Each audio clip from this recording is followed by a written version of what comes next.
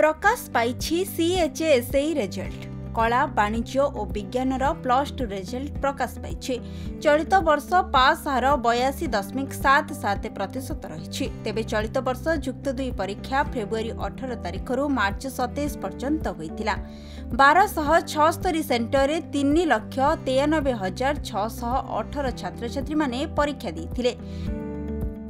कटकर श्रद्धांजलि कोचिंग रे लक्ष्मीप्रिया दास अक्लांत परिश्रम करी 89% मार्क रखिछंती।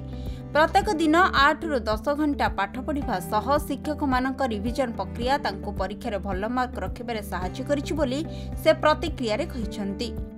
परीक्षा तो बहुत भल जाइतिला। ताबरे सब प्रथमे मो थैंक्स करबी मो बाबा मामा को। तांको सपोर्ट बिना हुए तो मुझे ये पहुँची पार नथांती। तापरे सेकेंड हेले मो शिक्षक जो माने मते गाइड करिसेंती। मो पाखापाखि दिन को 5-6 घंटा परिश्रम करे। आगुरु जति करली एक इंस्टीट्यूशन परे जो मेंटरशिप अछि से मेंटरशिप रे मु जॉइन कला परे मोर बहुत सारा चेंजेस हेची। से चेंजेस रे मु जो 2-3 घंटा भी पाठ पढ़े सेटा मोर 5-6 घंटा हेतला। और सेही 5-6 घंटा भितरे मोर बहुत सारा जिंस ये हेतला।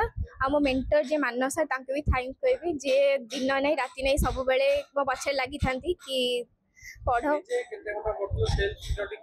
सेल्फ स्टडी 5-6 घंटा रु करे। सेटा सेल्फ स्टडी आग निजे पढ़ा निहाती जरूरी। आग तो 5 रु 6 घंटा पढ़े। ता भितरे टीचर माने भी बहुत हेल्प करती।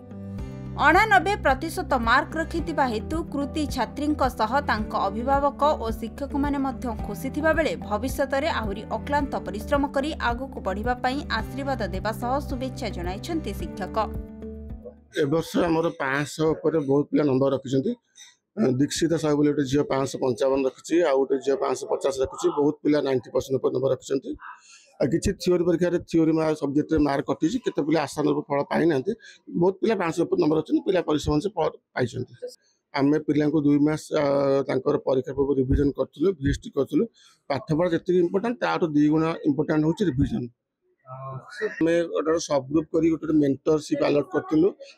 सेल्फ स्टडी घर केमती करेंगे टाइम टेबल गाइडेंस दि जाता। तो सेल्फ स्टडी पिला बहुत कर बहुत गाइडेंस भी दि जाए। से कहि +2 पर +3 पढ़े आउरी परीक्षा आगू आसो। तेणु कौटी खाता देखार कौन भूल होता है कि मन दुख न कर आग परीक्षा केमती हो निजक लगे। कटकरू आरित कुमार महापात्र रिपोर्ट खबर ओडिशा।